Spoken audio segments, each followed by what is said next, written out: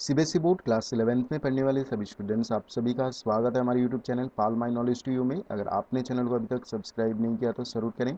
साथ ही नए वीडियोस की नोटिफिकेशन सबसे पहले पाने के लिए क्लिक द बेल आइकन। से इस वीडियो में आप देख रहे हैं संस्कृत भास्वती का 5वां पाठ वीरः सर्वदमनः के अभ्यास अर्थात प्रश्नोत्तर को देखेंगे। और बेसिकली ये अभ्यास का तीसरा पार्ट है। अगर आपने पहले दोनों पार्ट और इस पार्ट के हिंदी ट्रांसलेशन नहीं देखा तो आप देख सकते हैं हमारे चैनल के प्लेलिस्ट के माध्यम से। तो चलिए शुरू करते हैं तीसरे पार्ट को क्वेश्चन नंबर 7 से। स्वमातृभाषया सप्रसंगम व्याख्यायताम, अर्थात अपनी मातृभाषा अर्थात हिंदी में प्रसंग सहित व्याख्या करनी है आपको। तो स्टार्ट करते हैं पहले से। मनोरथाय नाशन से किम बाहो स्पंद से वृथा पूर्वावधीरितम श्रेयो दुख्याय परिवर्तते। तो देखिए, सबसे पहले मैं बात करूंगा प्रसंग से। प्रसंग आपको क्या लिखना है?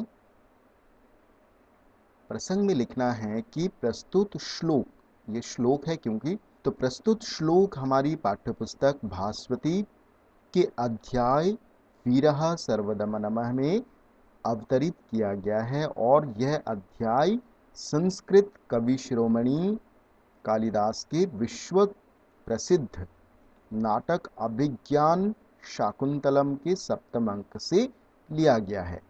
ठीक है, तो इतना आपको लिखना है। इसके आगे ये इसकी जो सारांश है, सब्जेक्ट है, क्या सब्जेक्ट है इस श्लोक में, वो भी आपको लिखना है। तो जब राजा दुष्यंत मारीच ऋषि के आश्रम में प्रवेश करते हैं तो उनकी दाहिनी भुजा फड़कती है। पुरुषों का दाहिना अंग फड़कना अर्थात किसी शुभ सूचना का परिचायक होता है, अर्थात शुभ लक्षण होता है। तभी वे यह श्लोक बोलते हैं। अब देखते हैं क्या बोलते हैं वो इस श्लोक में। मनोरथाय अर्थात मनोरथ के लिए अर्थात मनोकामना के लिए, नाशंसे अर्थात मैं आशा नहीं कर रहा, किम अर्थात क्या, बाहो अर्थात हे भुजा, तो वो अपनी भुजा से कहते हैं।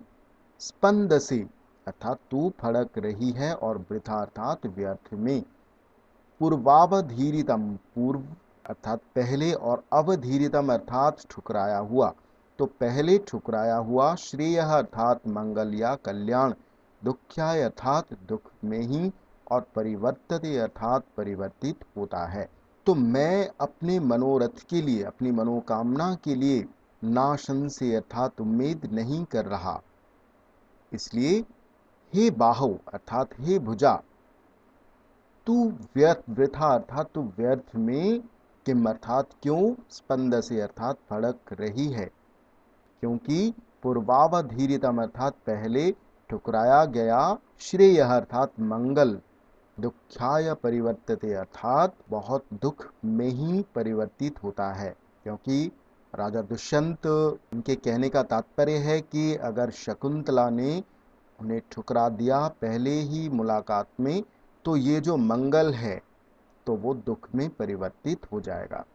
ठीक है, तो ये कहने का तात्पर्य है। अब आगे देखते हैं ख। तो प्रसंग इसमें सेम रहेगा, बस थोड़ा सा चेंज है। जब राजा दुष्यंत महर्षि मारीच के आश्रम में जाते हैं तो वहां बालक सर्वदमन को देखकर वह उसके विषय में ऐसा सोचता है। क्या सोचता है देखते हैं। अर्धपीतस्तनम मातुरामर्द क्लिष्ट केसरम प्रक्रीडितुम सिंह शिशुम बलात्कारेण कर्षति। अब देखिए, अर्धपीतस्तनम अर्थात आधा दूध पी चुकने वाले को, ठीक है, मातुहु प्लस आमर्द क्लिष्ट केसरम, मातुहु अर्थात माता का, और आमर्द क्लिष्ट अर्थात खींचने के कारण इधर उधर बिखरे हुए बालों वाला, प्रक्रीडितुम अर्थात खेलने के लिए, सिंह शिशुम अर्थात शेर के बच्चे को, बलात्कारेण अर्थात जबरदस्ती, ठीक है, और कर्षति अर्थात खींच रहा है। तो मातुहु अर्थात माता के केवल आधे दूध को पिए हुए और खींचने के कारण इधर उधर बिखरे हुए बालों वाले शेर के बच्चे को, सिंह शिशुम अर्थात शेर के बच्चे को, प्रक्रीडितुम अर्थात खेलने के लिए, बलात्कारेण अर्थात जबरदस्ती, कर्षति अर्थात खींच रहा है। तो ये बालक कौन है जो माता के केवल आधे दूध को पिए हुए खींचने के कारण इधर उधर बिखरे हुए बालों वाले शेर के सिंह शिशुम अर्थात शेर के बच्चे को खेलने के लिए जबरदस्ती खींच रहा है। तो इस श्लोक में बालक सर्वदमन के अद्भुत शौर्य का चित्रण किया गया है। वह शेर के बच्चे को खेलने के लिए जबरदस्ती खींच रहा है और शेर का बच्चा अपनी माता का दूध पी रहा था, वह उसके बाल पकड़कर खींच रहा है और वो तनिक भी थोड़ा भी भयभीत नहीं है, डरा हुआ नहीं है।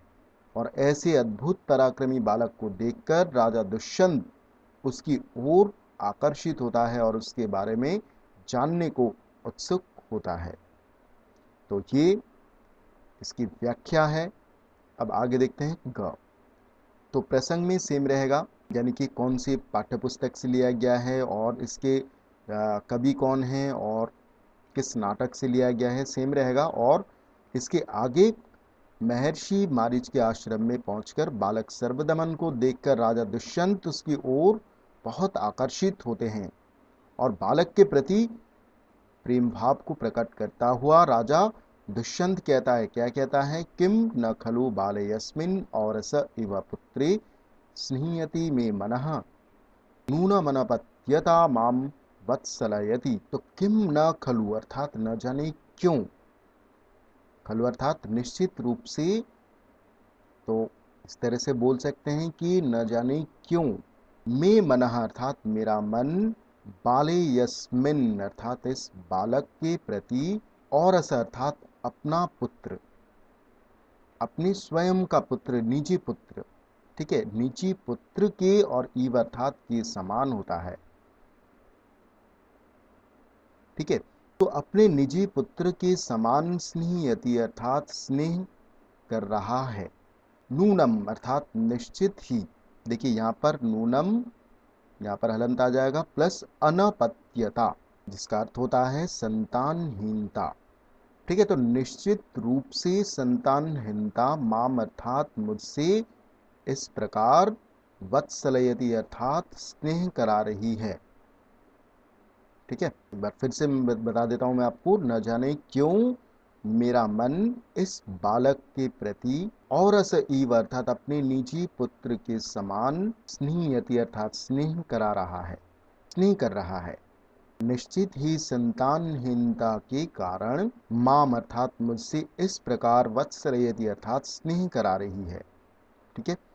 तो इस प्रकार इस श्लोक में राजा दुष्यंत बालक के प्रति वात्सल्य भाव वर्णित है। वह उस बालक से बहुत प्रेम करने लगे हैं और इस कारण वह सोचते हैं कि वह संतानहीन है, उनके कोई संतान नहीं है, शायद इसीलिए यह बालक इस बालक को देखकर उससे अपने सगे पुत्र के समान प्रेम कर रहा है, ठीक है। तो ये इसकी व्याख्या थी।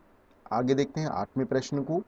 8वां प्रश्न भी सेम उसी प्रकार है, स्वमातृभाषया आशयम स्पष्टीकृता अर्थात अपनी मातृभाषा में आशय स्पष्ट करना है। तो देखते हैं, अनेन कस्यापि कुलांकुरेण स्पृष्टस्य गात्रेषु सुखम ममैवं काम निवृत्तिं चेतसि तस्य कुर्याद् यस्यायमंकात् कृतिनः प्ररूढ़ः। तो देखिए, बालक सर्वदमन को देखकर दुष्यंत के मन में यह भाव उत्पन्न होता है, स्पृष्टस्य गात्रेषु अर्थात स्पर्श किए जाने से, और गात्रेषु अर्थात मेरे अंगों में, ठीक है। तो मेरे अंगों में स्पर्श किए जाने से मेरे अंगों में सुखम ममैवम, सुखम अर्थात आनंद, मम अर्थात मेरे, और एवं अर्थात ही, अन्य अर्थात इस प्रकार से, कस्यापि अर्थात किसी, कुलांकुरेण अर्थात कुल प्लस अंकुर, अंकुरेण अर्थात वंश के अंकुर स्वरूप, अनेन अर्थात इस बालक के स्पर्श होने से, स्पृष्टस्य अर्थात स्पर्श होने से, गात्रेषु अर्थात मेरे अंगों में, एवं अर्थात इस प्रकार, सुखम अर्थात आनंद हो रहा है, काम निवृत्तिम चेतसि तस्य कुर्याद् यस्यायमंकात् कृतिनः प्ररूढ़ा। तो तब जिस कृतिनः अर्थात सौभाग्यशाली की, अंकात अर्थात गोद से, प्ररूढ़ अर्थात उत्पन्न हुआ, तो किसी सौभाग्यशाली की गोद, अंकात अर्थात गोद से उत्पन्न हुआ है, और यस्य अर्थात जिसके, चेतसी अर्थात चित्त में, मन में, काम अर्थात किस, निवृत्तिम अर्थात आनंद को, तस्य अर्थात यह, कुर्याद अर्थात करेगा। एक बार फिर से मैं इसकी व्याख्या में समझा देता हूँ मैं आपको। तो इस बालक के स्पर्श मात्र से, स्पृष्ट से अर्थात स्पर्श मात्र से, गात्रेशु अर्थात मेरे शरीर को इतना आनंद मिल रहा है, यह बालक जिसकी संतान होगा, अर्थात जिस कुल से, जिस वंश से उत्पन्न हुआ होगा, उसे कितना आनंद प्राप्त होगा। इस प्रकार राजा बालक के प्रति अद्भुत वात्सल्य भाव इस श्लोक में वर्णित किया है। और इस श्लोक का आशय यह है कि इस बालक के लिए अत्यंत ललायित है। कौन? राजा दुष्यंत इस बालक के प्रति अत्यंत ललायित है, और वह यही सोच रहे हैं कि उसका पुत्र भी शायद इतना ही बड़ा होता यदि वह अपनी गर्भवती पत्नी को ठुकराता न। तो दुष्यंत ने अपनी पत्नी शकुंतला को ठुकराया था, और यह पुत्र भी जो सर्वदमन है, ये पुत्र भी शकुंतला का ही पुत्र था। लेकिन दुष्यंत को नहीं पता कि वो भी दुष्यंत का ही पुत्र है। तो दुष्यंत यही सोच रहे हैं कि अगर उसका पुत्र भी शायद इतना ही बड़ा होता, अगर वह अपनी गर्भवती पत्नी को नहीं ठुकराया होता, अपनी शकुंतला को नहीं ठुकराया होता, तो तभी वो इस बालक सर्वदमन को अपने पुत्र के समान वो अनुभव कर रहे थे। और यही इसमें बताया कि जब मैं इस बालक को देखकर मुझे इतना आनंद प्राप्त हो रहा है, तो सोचो कि जो ये पुत्र, जिसका भी पुत्र होगा, वो कितना आनंद, उसे कितना आनंद प्राप्त होगा। ठीक है, तो ये थे इसके व्याख्या, आशय। तो होप आपको ये पार्ट, ये चैप्टर के अभ्यास आपको बहुत अच्छे से समझ में आ गए होंगे। अगर वीडियो आपको अच्छा लगा तो वीडियो को लाइक, कमेंट और शेयर करें। सो मिलते हैं नेक्स्ट वीडियो में। Thank you.